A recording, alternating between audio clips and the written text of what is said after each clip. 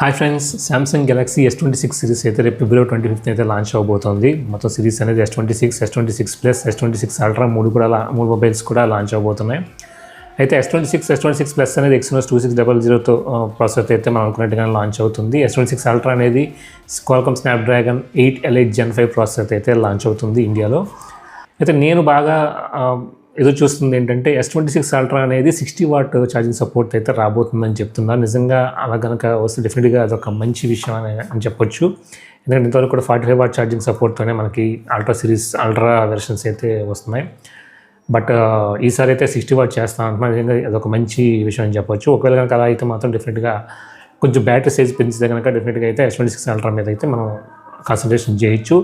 S26 plus విషయంకి వచ్చేసరికి bezels అని తగ్గిస్తున్నారు. కొంచెం కెమెరా వైజ్గా ముఖ్యంగా కెమెరా వైజ్గా లో లైట్లో ఇంప్రూవ్ చేస్తున్నారని చెప్పేసి అయితే న్యూస్ వస్తుంది. చూడాలి మరి ఏంటనేది. సో ఓవరాల్గా అయితే మాత్రం నేనైతే S26 అల్ట్రా మెయిన్గా దాని గురించి చూస్తున్నాను. అది ఏ విధంగా ఫీచర్స్ ఉంటాయి ఏంటనేది. సామ్సంగ్ గెలాక్సీ S26 సిరీస్లో మోడల్స్లో ఏ మోడల్ గురించి మీరు వెయిట్ చేస్తున్నారో నాకు కింద కామెంట్ సెక్షన్లో చెప్పండి. మన వీడియోతో కలుద్దాం.